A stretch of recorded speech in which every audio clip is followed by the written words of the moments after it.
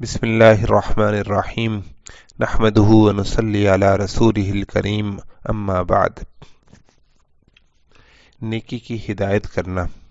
کسی دوسرے شخص کو کسی نیک کام پر آمادہ کرنا بھی بہت ثواب کا کام ہے۔ اگر ایک شخص کی کوشش سے کوئی دوسرا شخص کسی نیک کام پر تیار ہو جائے تو اس نیک کام کا جتنا ثواب کرنے والے کو ملے گا اتنا ہی ثواب اس شخص کو بھی ملے گا جس نے اس نیک کام میں اس کی رہنمائی کی۔ حضرت ابو مسعود انصاری رضی اللہ تعالیٰ عنہ سے روایت ہے کہ حضرت صلی اللہ علیہ وسلم نے ارشاد فرمایا کہ جو شخص کسی نیک کام کرنے کی طرف کسی کی رہنمائی کرے اس کو اتنا ہی ثواب ملے گا جتنا اس کے کرنے والے کو ملے گا۔ اور نیک کام کی طرف یہ رہنمائی اگر اجتماعی شکل میں ہو، یعنی بہت سے لوگوں کو نیکی کی ترغیب دی جائے اور اس ترغیب کے نتیجے میں وہ کام کر لیں تو سب لوگوں کی نیکیوں کا ثواب رہنمائی کرنے والے کو ملتا ہے۔ حضرت ابو ہریرہ رضی اللہ تعالیٰ عنہ فرماتے ہیں کہ حضرت صلی اللہ علیہ وسلم نے ارشاد فرمایا کہ جو شخص ہدایت کی دعوت دے اس کو ان تمام لوگوں کے برابر ثواب ملتا ہے جو اس کی ہدایت پر عمل کریں، اور ان لوگوں کے ثواب میں کچھ کمی نہیں آتی، اور جو شخص کسی گمراہی کی دعوت دے اس کو ان تمام لوگوں کے برابر گناہ ہوگا جو اس کی دعوت پر عمل کریں، اور ان کے گناہ میں کوئی کمی نہیں آئے گی۔ یہ ثواب تو اس وقت ہے جب دوسرا شخص رہنمائی کرنے والے کی بات پر عمل کرے، لیکن اگر بالفرض وہ عمل نہ بھی کرے تب بھی انشاءاللہ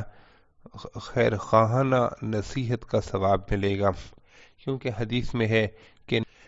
نیکی کا حکم دینا بھی ایک قسم کا صدقہ ہے اور برائی سے روکنا بھی ایک قسم کا صدقہ ہے۔ لہٰذا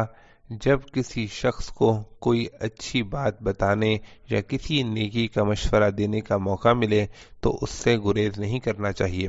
البتہ اس بات کا خیال رکھنا ضروری ہے کہ اس کام کے لیے طریقہ ایسا اختیار کیا جائے جس سے سننے والے کی رسوائی یا دل آزاری نہ ہو، مجمع میں روک ٹوک نہ کی جائے اور انداز متکبرانہ اور حقارت آمیز نہ ہو، بلکہ تنہائی میں ایسے نرم لہجے کے ساتھ بات کی جائے جس میں دل سوزی، درد مندی اور خیر خواہی نمایاں ہو، اور اس کے لیے ایسے وقت کا انتخاب کیا جائے جس میں سننے والے کا ذہن مشوش نہ ہو۔ غرض، حکمت اور خیر خواہی کا لحاظ رکھنا انتہائی ضروری ہے۔ قرآن کریم کا ارشاد ہے ادعو الی سبیل ربک بالحکمت والموعظۃ الحسنہ، کہ اپنے پروردگار کے راستے کی طرف حکمت اور اچھی نصیحت کے ساتھ دعوت دو۔ اگلا آسان نیک عمل ہے صدقہ خیرات۔ صدقہ خیرات کی کثرت بھی انسان کے نامہ اعمال میں نیکیوں کے اضافے، گناہوں کی معافی اور دوزخ کے عذاب سے بچاؤ کا ایک مؤثر ذریعہ ہے۔ قرآن کریم میں صدقے اور بھلائی کے کاموں میں پیسہ خرچ کرنے کے بہت فضائل وارد ہوئے ہیں جن کو جمع کیا جائے تو ایک مستقل کتاب بن سکتی ہے،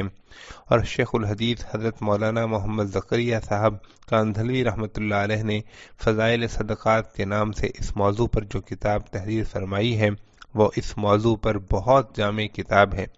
اس لیے یہاں قرآن و حدیث کے بیان کردہ ان فضائل کی تفصیل بیان کرنے کی ضرورت نہیں، جو حضرات چاہیں وہ اس کتاب کا مطالعہ فرمائیں۔ لیکن یہاں جس چیز کی طرف توجہ دلانی ہے وہ یہ کہ صدقہ و خیرات کے فضائل حاصل کرنے کے لیے یہ ضروری نہیں ہے کہ زیادہ روپیہ ہی خرچ کیا جائے، بلکہ ہر شخص اپنی مالی حیثیت کے مطابق صدقہ خیرات کر کے یہ فضیلت حاصل کر سکتا ہے۔ اگر کسی شخص کے پاس ایک ہی روپیہ ہو اور وہ اس میں سے ایک پیسہ کسی نیک کام میں خرچ کر دے تو اللہ تعالیٰ کے نزدیک ایسا ہی ہے جیسے 1,00,000 روپے کا مالک 1,000 روپے صدقہ کرے۔ اللہ تعالیٰ کے یہاں اصل قدر و قیمت اخلاص کی ہے، اور اخلاص کے ساتھ کم سے کم مقدار کا صدقہ بھی اللہ تعالیٰ کے یہاں مقبول ہے، اور اس پر صدقہ خیرات کے تمام فضائل حاصل ہو سکتے ہیں۔ چنانچہ آن حضرت صلی اللہ علیہ وسلم نے ایک حدیث میں ارشاد فرمایا ہے کہ جہنم کی آگ سے بچو، خواہ ایک کھجور کے آدھے حصے ہی کے ذریعے کیوں نہ ہو۔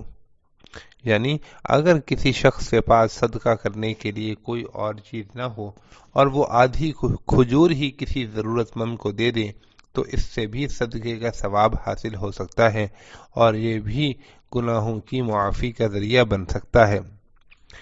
اس حدیث سے واضح طور پر یہ معلوم ہوا کہ جن لوگوں کی مالی حالت کمزور ہو وہ بھی اپنے آپ کو صدقے کے فضائل سے محروم نہ سمجھیں، بلکہ وہ اپنی حیثیت کے مطابق کم سے کم خرچ کر کے بھی اس سعادت میں حصہ دار بن سکتے ہیں۔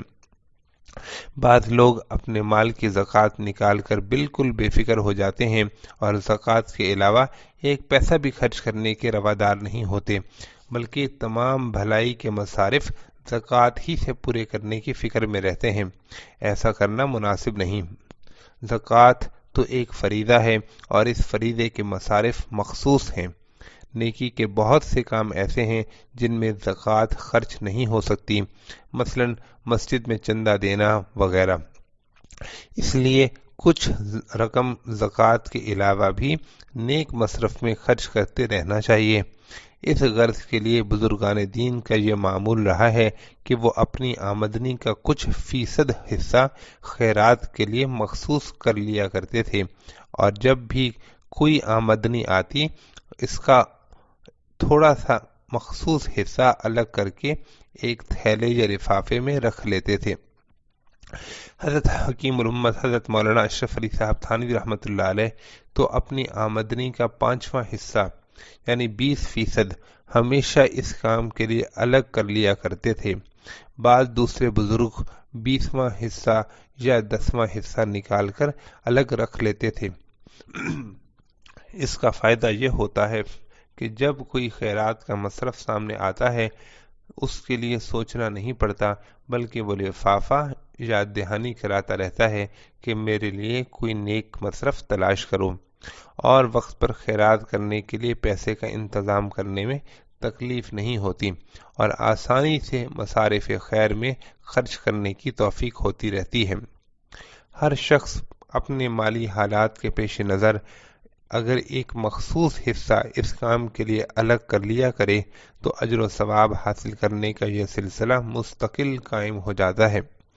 ضروری نہیں کہ ہر شخص 5واں یا 10واں حصہ ہی مخصوص کرے، اپنے حالات کے مطابق جتنا کم سے کم حصہ بھی مقرر کر سکے انشاءاللہ خیر ہی خیر ہے۔ صدقہ خیرات میں اصل نیت تو اللہ تعالیٰ کی خوشنودی کی رکھنی چاہیے،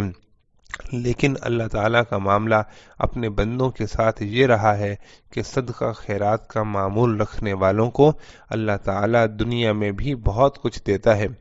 حدیث میں ہے کہ صدقے سے مال میں کمی نہیں ہوتی، یعنی اللہ تعالیٰ ایسے شخص کے رزق میں بھی برکت عطا فرماتے ہیں۔